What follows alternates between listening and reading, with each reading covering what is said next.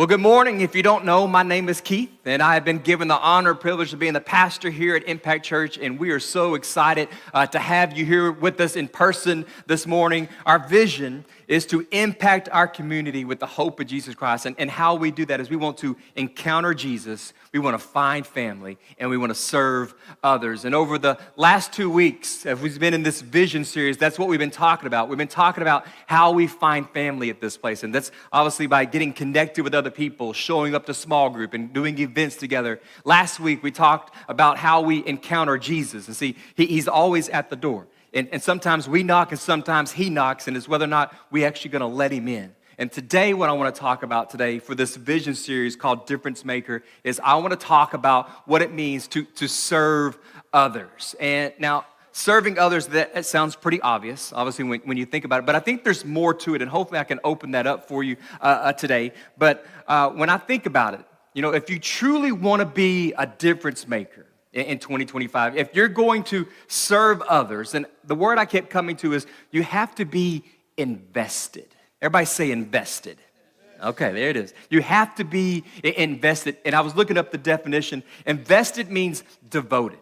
To devote one's time, effort, or energy to a particular undertaking with the expectation of a worthwhile result. And I think that's what we should want, is a worthwhile result. And so how can we be a difference maker when it comes to serving others in 2025? I think you have to do three things. I think you have to be invested in the Lord, you have to be invested in your ministry, and you have to be invested in others. And what I'm going to do is I'm going to break that down for you this morning. So we're just going to go right into it. So here's the first point I want to get across. Number one, I just said it. You have to be invested in the Lord.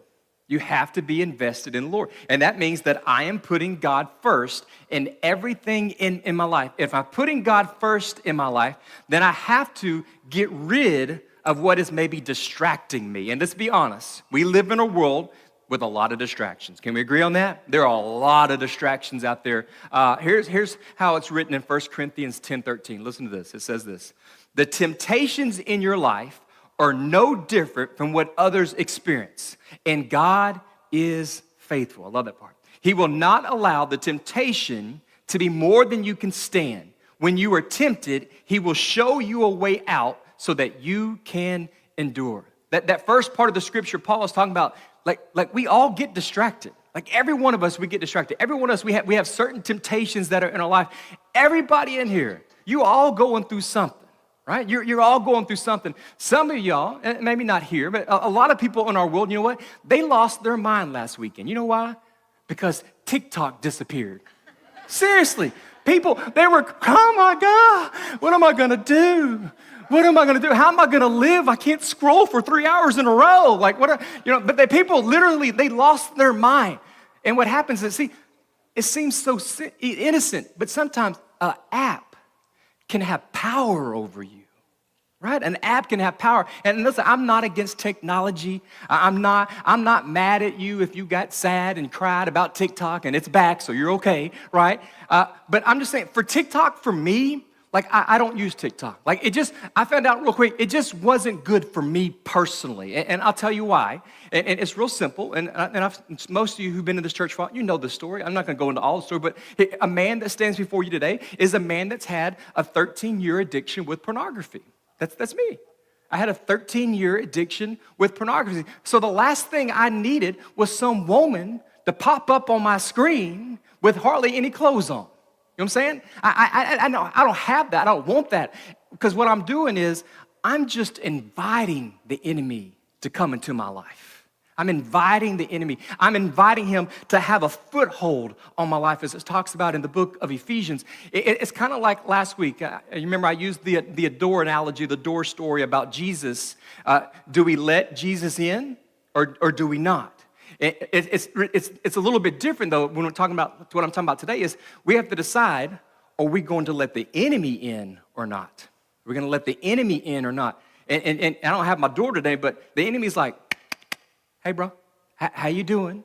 And, you know, it's just a video. You know what I'm saying? Like, it's just a video. It's not that bad. You know, it's really not that bad. Like, it doesn't matter that it's not your wife, you know what I'm saying? You know, it's really no big deal, right? And I feel like, and you can disagree and that's okay, but I feel like that's a recipe for a disaster for most men because they end up letting the enemy into their house. And now, once he gets into your house, do you really think the enemy wants to let go of you? No, he wants to have power over you. He wants to have power over your family. He wants chaos to happen in your family. He wants you to become addicted to something, right? And then sadly, we hear it gets passed on from generation to generation to generation, and that's how it works. Start something small, and maybe it's TikTok, maybe it's not. I don't know your thing, but other things lead to other things.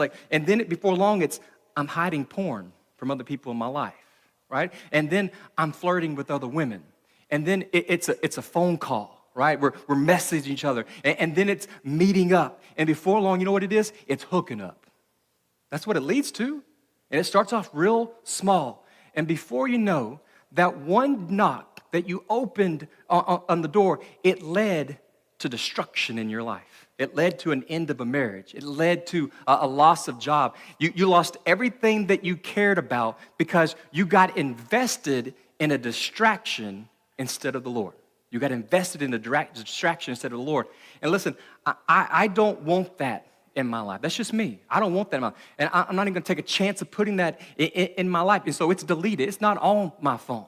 I was thinking about this, and I love Pastor Michael Todd. I love Pastor Michael Todd from Transformation Church, and I talked about him last week.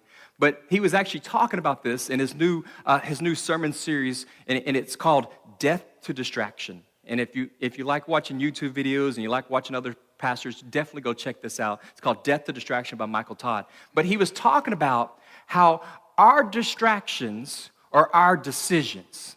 Our distractions are our decisions. Like, you decide whether or not you're going to watch something. You decide if you're going to download something. You decide if you're going to drink that, smoke that, sniff that. Like, that's just going to be your decision. It's going to be your decision to hide this or hide that. That is your decision and no one else's. And no one else's. But he was like, if we want to focus on Jesus, because their vision this year for their church is to focus, but if we want to focus on Jesus, or what I'm trying to say today, if we want to be invested in Jesus, we have to put the distractions to death.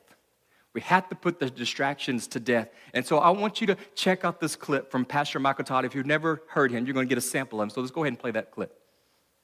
What does it look like for you to bring the thing that has been taking away your focus and you put it on the altar before God in the first month of 2025 and you say, God, I'm not just going to tell you to take it, I'm going to kill it. Everybody talks about God changed me at the altar. The altar is the place where things die. An altar is not the place, even when you think about marriage, the reason they call it an altar is because it's supposed to be the death of the individual. And it's supposed to be a new life happening through a covenant that is made by those two people. The two shall become one. It can't be three of y'all because the other two should have died. This is not a part of my message. But anytime you hear the altar, think not sweet, somber music. When you think of altar, blood, death, no more. And it was usually in the Bible a sacrifice to God. What does it look like for you to bring the thing that has been taking away your focus and you put it on the altar before God in the first month of 2025 and you say, God, I'm not just going to tell you to take it, I'm going to kill it. Like it. And so you go watch that whole sermon, you're going to love it. I'm just saying. So what does that look like? You know what I'm saying? What has the Lord been putting on your heart that you need to bring to the altar to put to death? That's what we're saying here. And sure, it could be things like, cigarettes, or it could be a bottle of alcohol. It could be all these things, like all those things where our mind goes, like we got to drop those. You know, it could be other things too. It could be the boyfriend or the girlfriend, and the relationship's just not healthy. It could be other things that, like I said, aren't necessarily bad. It could be that you put your kids before Jesus. You put your spouse before Jesus. It could be you put your job before Jesus. It could be video games. It could be something like that. It could be a particular activity that you are overly involved in. I want to go back to that verse 13 of 1 Corinthians, where it said, the temptations in your life are no different from what others experience. So we all going through stuff. And God is faithful. He will not allow the temptation to be more than you can stand. When you are tempted, he will show you a way out so that you can endure. Get that. There is always a way out. Say it again. There is always a way out. The problem is that most of us, we're not looking for the way out because we're too distracted. We're too distracted. We're consumed by the distraction. Like, I could have got out of my porn addiction like a lot earlier, like years earlier, if I would have been looking for a way out. But honestly, I wasn't looking. I was enjoying it, being real with you. Like, I was enjoying it. Like, I didn't want to look for a way out, even though the door was open for me. The Lord had made a way for me to get out of this addiction. And see, before the internet came along, I'm going old school, all right? Before the internet, you know how you looked at porn? It was called Playboy. It was called Penthouse. I'm not going to ask you to raise your hand, and don't Google that, by the way, either. Don't go there, all right? But that's how it was. It was magazines. And I stole them from my brother all the time. My brother had stash of them things. And I would steal them, or he had these DVDs, and it was so bad. It was so bad. Now, my house, like, we didn't have HBO or Cinemax or any of that kind of stuff, but I learned something. I don't know how I figured this out one day, but I could go on the TV. This is how much I was into this. I would go, and I could get the remote. I don't know how I did this, but I could, like, hold, like, the volume button and this button or something, and it was staticky. Right? But if I was able to hold that button and push like this button, I remember what it was, like all of a sudden at 12 o'clock, that's when the porn came on at midnight at HBO, Cinemax. You were there, some of you. But I could see through the static. Like, I could see a boob if I wanted to. You know what I'm saying? Like, yeah, I said that. But like, that's how much I was into it. Like, I saw a boob. You know, I was into it. I was so into this, and I wanted that. But there were multiple ways out if I wanted to. I could turn the TV off. Hello. I could just go back to bed. I could throw away the magazines. I could tell my mama about the magazines. Now, that's a little embarrassing, but I could tell mama, because I know what mama does with the magazines. Because one time my mama found the magazines of all my brothers, and she took them outside, and she had a bonfire. She just burned them, and there were body parts floating all throughout the air. I just feel like some kid's like, Dad, what's this? You know what I'm saying? I don't know. In the neighborhood, there was everything go flying out there. But I didn't do any of that stuff. I wasn't looking for an open door. When you're so distracted by your sin, you don't want a way out, even when it's right in front of you. You don't even want a way out. You even sometimes try to justify your sins. I would justify my sins. Oh, it's okay. At least I'm not doing this or doing that. Or you would get mad at people who love you, who are trying to help you because you think you got this. I can fix this, or I don't have a problem. I don't have a problem, or, I can get through this by myself. And what you do is you close the door again. You're closing the way out. Someone's trying to help you, but you're slamming the door in their face. Guys, I want this to be a great year for you. I want to see some people come alive in 2025, right? I want to see you be a difference maker for the Lord, and how you do that is being invested in the Lord, being all in for Him. And for some of you to be invested, you're going to have to put to death the distraction in your life. You have to put to death the distraction right now. Today can be your way out. It can be your way out. The door is open. The altar is here. These altar, what did Pastor Michael said? These are where things go to die, at the altar. That's what they used to do, the sacrifices, right? So the question we have to ask is, what do we need to put to death? Like, you can bring it today. Like, you can literally put something on the altar, or you can write something down and you can place it on the altar before you leave. And I pray, and that's my prayer, that you choose to be invested in the Lord and put to death the distraction before you leave this place. Next way on how to be a difference maker, how to serve others. Number 2, you have to invest in your ministry. You have to invest in your ministry. This whole message today was inspired by another video that I saw by one of the guys I introduced you to not too long ago named Pastor J. John. He's from England. His wife's name is Killy. I just like that name, Killy. And he's an evangelist, and he speaks all over the world. And one day he was talking about being all in his invested in his ministry, being all in. And I want to show you one more clip, if that's okay. Go ahead, show this. We were in our church, and the pastor got up and he goes, look, I'm really sorry, but I really have to tell you all, guys, we really do need more people to sign up for coffee. You know, people are just not signing up for coffee rota, and we need more people to do that. And I was thinking, why don't people volunteer? I mean, what kind of a church is this? As I thought that, it was like, woof, boom, conviction. So I turned around and I looked at the man behind me, because I thought maybe the word came out, but I kind of got in the way. You know, I should have been a bit more this way. And it was for him. So he's looking at me thinking, why is he looking at me? At the end of the service, because I was so agitated, Killy goes, what is wrong with you? I said, Killy, I think God wants you and me to sign up for the coffee rota. She said, you think I'm stupid?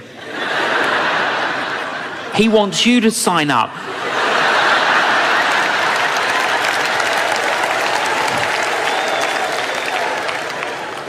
I said, Killy, I'm not a barista. You've got to do it with me. So we go together to see the lady to sign up for the coffee rota. And the lady starts laughing. She goes, you're never here. I said, that's not true. I said, we're away 3 weekends a month, ministering in churches, but 1 weekend a month, every month we are in church. So I said, well, sign up 1 weekend every month and we'll do the coffee rota. We had to get there really early. And then we did the coffee. We served the coffee to hundreds of people. I didn't like the coffee. I didn't like it. It's not a good coffee. So the next month we bought our own coffee. I didn't like the cups they were serving it, because your fingers got a bit too hot. So we bought cups. I didn't like the biscuits they were serving, so we bought biscuits. And they didn't have napkins, so we bought napkins. Because I want a napkin when I have a little coffee and a biscuit. You know, little wipe, you want it. So we were investing in the ministry. Investing. We did it 3 years, every month for 3 years. I met more people in 3 years and dialogued with more people in 3 years than I had the previous 17 years. After 3 years, I kind of felt the Lord say, that's it, you've done it. I said, no, I love it.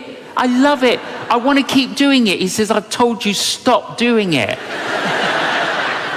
Jesus guides our steps and he guides our stops. And that's a good prayer to pray. Lord, guide my steps and guide my stops. And maybe we should ask, Lord, is there something I should stop doing? Because sometimes you've got to stop doing something before you can go and do something else. Woo, that's good. Man, hey, that guy's good. I love what he had to say in there.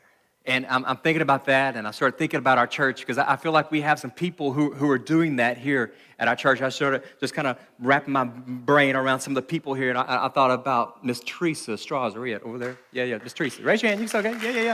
Yeah.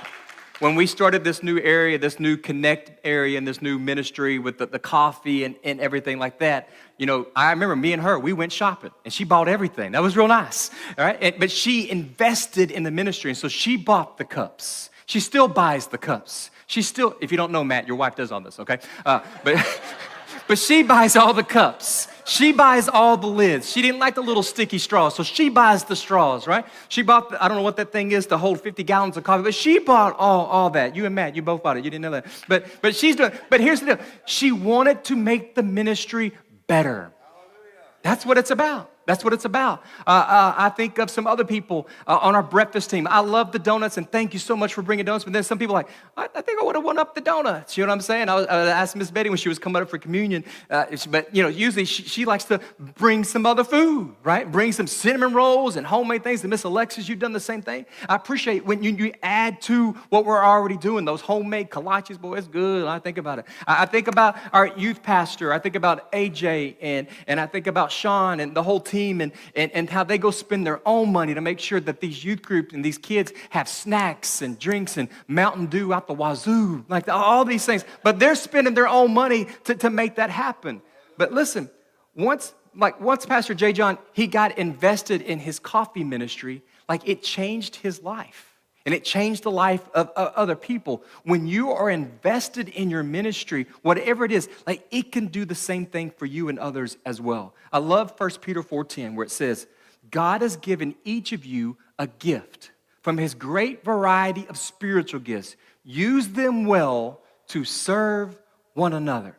So whatever gift you have, like whatever you're good at, like it doesn't have to be like speaking in front of people. It could be behind the scenes kind of stuff. It could just be organizing things, right? But whatever ministry you're in, the scripture says to serve others well, to serve others well. And I start thinking about, like, it's all about your attitude, right? It's all about your mindset and every time that you have an opportunity to serve. And I think this is so important. But like, no matter your ministry, whether it's playing in the band, an instrument, whether it's singing in the band, whether it's doing media, whether it's greeting people or the connect area or meeting our first timers, teaching our kids, teaching our teenagers, praying with people. I'm just trying to think of the breakfast team, the safety team that's coming, being a part of our communion team or baptism team, leading small group, hosting small group, outreach events. Like you have to be invested in the ministry. You have to be invested in the ministry because it matters. It matters. It's hard to be a difference maker if you don't care about your ministry. It's hard to be a difference maker if you don't care about other people. And so what does it look like? I certainly think, what does it look like to be invested in ministry? I think it's a few things. It's having this attitude of, I get to do this instead of, I have to do this. You understand? There's a difference there. I get to do this. I get to sing. I get to greet people. Or, oh, crud, I got to go do that again. Like, there's a difference when it comes to that. Or you have this, it's about others, not me mentality. Because I think that's important. You have to have it's about others, not the me mentality. When you made your ministry about yourself, there's a problem. There's a problem. And you're not going to be happy, and you become bitter, and you become frustrated. Another thing is, I think it's important to be excited and to be happy about where you're serving at. I think that's vital. I was thinking about Laura this morning, our worship leader. What if she just came up here and praise God, praise the Lord? No, she up here jumping around, twisting circles and high-fiving y'all. That's what I'm saying. But if she was just up here like, let's praise God. Like she's not going to have a job long. You know what I'm saying? We're not firing you. Okay. Or how about this? What about our greeters? What if you came in and the greeter's just doing this? Yeah. How much longer? Oh my God. Are they going to start? Like no one wants to come into a church where the greeter's not greeting and not happy to see you, right? It's caring for others. It's you want to make your ministry better. Example, I was thinking about Erica Wise, and she's our new children's director over there, and she had this vision for Impact Kids and new ideas and new way of doing things. Like she is invested in that ministry. She's invested in those kids. She wants them to know about Jesus. She's invested in the volunteers, and God's going to do some great things through her. I believe that, and through the team that they have assembled. I'm excited about that. It's showing up and showing up on time. It is showing up and showing up on time. I know I'm bragging on a lot of people, but I like to brag on people. I think of Ricky Wood, who plays our bass. He does a fantastic job. He has been a part of this band for many years. He's been a part of this band before they even came to Impact Church. Like, this dude's been doing it. And here's what I know about this man. He's on time. He's early. He's doing things here before you even get here, getting the sound on, making the coffee in Teresa's big coffee pot. Like he's taking care of that, right? I could probably count on one hand on how many times he's ever missed band, showed up to band. On one hand. Like if he's not coming, and here's the other thing, and Laura can tell you, if he's not coming, you know what he's going to do? He's going to let Laura know. That's it. Ricky, what that tells me is you are invested in your ministry. You're invested in the ministry. It's letting others know that you can't make it. And listen, I get life happens. Things happen. Somebody throws up. Somebody's got diarrhea. Whatever. I don't know. Like things happen. I get that, right? Somebody gets sick. But we got to let our leaders know, right? We got to let our leaders know. Example, if I couldn't preach, I'm not going to call Pastor Jamie and say, at 10:50, say, I don't think I'm going to make it, bro. Like I wouldn't do that to him. Right? That's not fair to him. That's not fair to me, right? But it happens in churches all over the world every single week. It happens all the time. Oh, they'll be okay, right? They'll find somebody else to do it, right? It's okay. They'll understand. Let me be real with you. That don't work for me. Let's be real. That don't really work for me as your pastor. If you're no longer invested in your ministry, like, we don't want that here. I know that sounds harsh, but at the end of the day, it is my job to protect the flock as the shepherd. It is my job to protect the flock as the shepherd, and I will do whatever that means to make that happen. I want to go back to something Pastor J. John said. He said, Jesus guides our steps, and Jesus guides our stops. Now, I don't have that for you, but that's a good thing to write down. He guides our stops, and he guides our steps. And maybe some of you here today, you've been invested in particular ministry for many years. And we appreciate that. But maybe you're not feeling it anymore. You know what? That's okay. I'm here to tell you, that's okay. Like it might not be working. That's okay. In the book of Ecclesiastes, chapter 3, it says there is a season for everything. There's a time to start and there's a time to stop, in other words. That's what he's talking about. If you're burned out, you know what? Take a break. It's okay. Take a break. If that ministry you're in right now isn't for you, that's okay. Come talk to me. Come talk to somebody. Let's make it happen. Maybe it's time to stop something in order to start something new, right? Start something new. Maybe there's a new ministry that we haven't even thought of that maybe needs to be started here at Impact Church. I don't know. Maybe it's time, here's what I was thinking about, a parking lot ministry. Like we've never had that. We got the new parking lot, and hopefully we're going to get to use that soon. We're still trying to get the ground fixed and dried up and everything. But like I would love to have people greeting you as you're coming in. And we'll get you one of those cool little green suits, the little green jackets. You want one of those things to do that? Like whatever. You want to dance, right? But the message starts in the parking lot. It doesn't even start when I get up here to preach. You know that, right? The message starts out there. What kind of message do we want people? I want them to feel excited and loved before they even get in those doors. And it's a parking lot team. I don't know what that looks like, but maybe that's it. Or the other day, I was thinking about a new ministry. We had this massive water bill, like massive, like it was way up there. And what happened was we had a running toilet. And it ended up costing a lot because it ran for an entire month. Running toilet, the whole month. Listen, I'm a pastor. I ain't a plumber. All right? I'm just being, I don't know how to fix the toilet. I'm sure I could Google and YouTube it and all that kind of stuff, but I ain't got time for all that. All right? And so, now lucky for us, we got Mr. Dan in the back. He knows all about toilets. Praise the Lord for Dan. And so he came and he came and he fixed it. He's always doing things behind the scenes, being a difference maker. But I started thinking about that. And I thought to myself, like, we need a crew here. We need a crew, because Dan can't do everything behind the scenes. I feel like we need a crew of some retired men who know how to do some plumbing, who know how to build things, who know how to hang lights, change lights, do electricians kind of stuff. And I even came up with a name for it. You ready?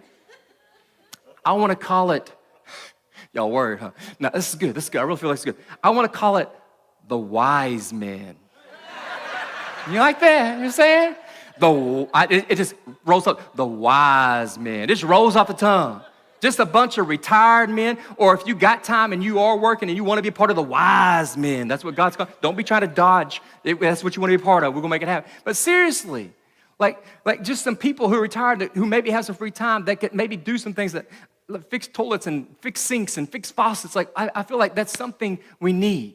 And so if you want to be a part of a crew like that, of the wise men, come talk to me. We'll make it happen.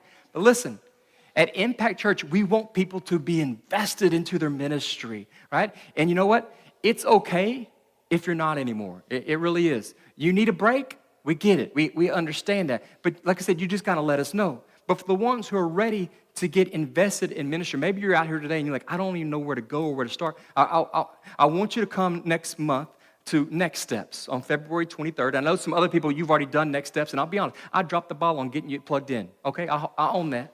I own that, but I'm going to get you plugged in because I know some of you went to that. A lot of you went to that. But you come to that class on February 23rd. We do it at 9:30 before church. We're going to feed you breakfast, and we're going to talk about everything that we have going on at Impact Church and how you can get plugged in, because we want you to get plugged in. We want you to be a difference maker. It starts with investing in the Lord. It starts with being invested in your ministry. And the last thing, makes sense, is you have to invest in others. You have to invest in others. I want you to ask yourself a question. Into whom or what are you investing in your life? Into whom or what are you investing in your life? And maybe, and these aren't bad things, but maybe it's a hobby that you're really invested in. Maybe it's a sport, or it's a sports team. Maybe it's your job. And like I said, there's nothing wrong being invested in those things, but what would it look like for you and I to be invested more in people? More in people. Listen to Paul's words here as he talks about how to invest. He says this in Philippians 2, verse 3 and 4. He said, don't be selfish. Don't try to impress others. Be humble, thinking of others as better than yourselves. Don't look out for only your own interests, but take an interest in others too. Right now, who are you taking the time to invest in other than yourself? Like who is that? And yes, we all can make excuses like, I'm busy. I mean, I got a lot of things going on right now. I don't have time for this. Listen to me. You have time for what you want to make time for. You have time for what you want to make time for. There are people, and I said this a few weeks ago, there are people who need you.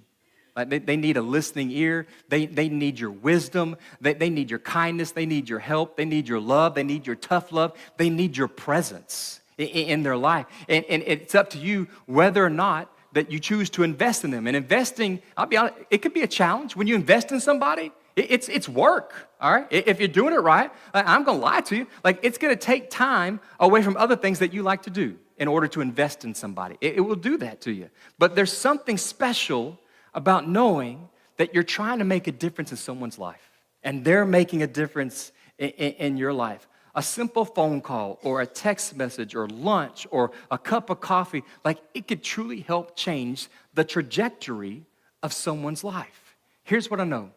Every one of us, we will die one day. I know that sounds morbid, but we will die one day. And when we do, we will live, though, in two ways. One, eternity with Jesus. Eternity with Jesus, if you know him. And second, in the people we influence for Jesus. The people we influence for Jesus, the people that we took time to help and to love on and to invest in, right? The people we want to serve. When I look at Paul's life, I think he understood this when I look at his life in the Bible. Like, see, it wasn't just about showing up and sharing the gospel and dropping some truth bombs everywhere and then walking out of the room. No. He knew it was going to take more than just words. He knew it was going to take more than words. He knew it was going to take him to walk through life with them. And so he did that. And so he walked with them, and he ate meals with them, and he had conversations with them, and he allowed God to use his life so he can minister to other people, so he could serve other people. And I started thinking about that. Over the years, there are many people who have invested in my life. I'll go back in the day. Like, I remember when I was a kid in children's church. Oh, those preschool teachers. Pray for their soul, right? And thank you, all my preschool teachers. But I remember, like, I was the kid underneath the table. You know what I'm saying? The ADD kid, that kid, the hyper kid. I was the kid under the table tying all the other kids' shoestrings together. You know what I'm saying? That was me. And me and my little bad self, but they loved on me. They loved on me. They shared Jesus with me. We sang together. We got snacks. That was the best part. That's how they held me together, right? Use the snacks against me, right? But I was also the kid who was always trying to have the one-up the other kid's prayer. Anybody ever do that? Like, you hear somebody's prayer, I can do a better prayer than that. And I remember doing that, and I probably shared this before, but I remember in that preschool class, and Joel had said this prayer. I was like, well, that's pretty good. And I said, I'd like for my dad to quit smoking cigarettes. Thing is, he'd never smoked a cigarette in his life. But I had to one-up Joel. I had to have the better prayer, you know. But they were invested in my life. I thought about growing up in the youth group, and if y'all didn't know this, Dan and Lala actually used to be the youth leaders here at this church. And they invested in our lives, right? They took us all over the world for youth conventions and church camps, and they loved on us, and we laughed at each other, and we laughed with one another. We got mad at each other all the time. We got frustrated with one another. I know I didn't frustrate anybody, but let's not move on from that. But at the end of the day, I knew they were invested into my life. They cared about me. And I thought, from professors to other pastors in my past, from the pastors of today who call me every month to say, how you doing, Keith? How's your family? How's your church? How can I pray for you today? That happens every single month. Pastors all over America are calling me. I'm not the man I am today without the people who invested into my life. And so now I feel like it's my turn to invest into others. It's your turn to invest into others. And over the years, man, God has given me many people to invest in. And sometimes it went well. Sometimes I didn't do a good job with it. You know what? I kind of dropped the ball. It happens. But I want to do my best to invest in someone's life, to be a difference maker for them. And right now, like I love who God has put in my life for a reason. The AJs and the Seans and the Chases and the Charlies and all these other guys that he's put in my life. But through this process, like I'm trying to help them, but they're helping me too. You know what I'm saying? They're helping me too. It's an investment that I cannot lose at. It's an investment I cannot lose at, and neither can you. In 2025, we're getting close to close this out. How will you invest in others? In 2025, how can you be a difference maker? I want to show you something.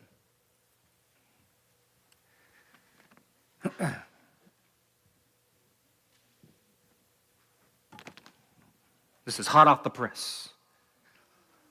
Oh, I'm getting old. But I was like, how can we be a difference maker? And I thought this is really simple, but I think this would be really good. Okay? Right there. It says, be a difference maker this week. And here's how you do it. Ready? Simple. Invite someone to church this week. Invite someone to church this week. And what's going to happen is, right underneath this, it hadn't come in yet, but these right here are little invite cards. I'm just going to put them down. And it's just real simple. It's just, sit with me in church. What is it? Sit with me in church. On the back, it's got a QR code. They do that, they can check out our website so they can see what we're about here. But every week, when you leave this place, this is going to be out right there. And every week, I just want you to grab one. Just grab one. Who's one person that you could possibly invite to our church. And you know what? They might come and they might not. And you got to be okay with that. But at least you're making an effort, right? You're trying to make a difference in their life. And this, I believe that this one invite, I truly believe this, it has the potential to change the trajectory of someone's life. I really believe that when they show up here, because we're praying that they're going to encounter Jesus when they get here. We're praying that they're going to find family. And we're going to pray that eventually they're going to start serving other people, right? That's the goal. And guys, I've seen it happen at this church time after time. I've seen a change in people, right, because of an invite to church, just like that. Some took multiple invites, but eventually they made it. It don't matter how long it took them, but eventually they made it. And then, you know what? Jesus did the rest once they got here. Jesus did the rest. I've seen change in people's lives. Some that came to my mind was Kirsty Cheek. She's not here today. But I don't think she is. I didn't see her. And she'll tell you this. She went from being a crazy partier to partying with Jesus. You know what I'm saying? Crazy partier to partying with Jesus and being baptized. She even stood before this church, and I know that was very difficult for her, and she shared her story with you, and it was powerful, and it was moving. And now every week she's serving at this church, and she's taking pictures, and she's creating all these videos for our social media accounts. She's doing an amazing job. I've seen the power of faith move through a kid named Lil Cooper. Now, if y'all haven't met Lil Cooper, y'all need to meet Lil Cooper.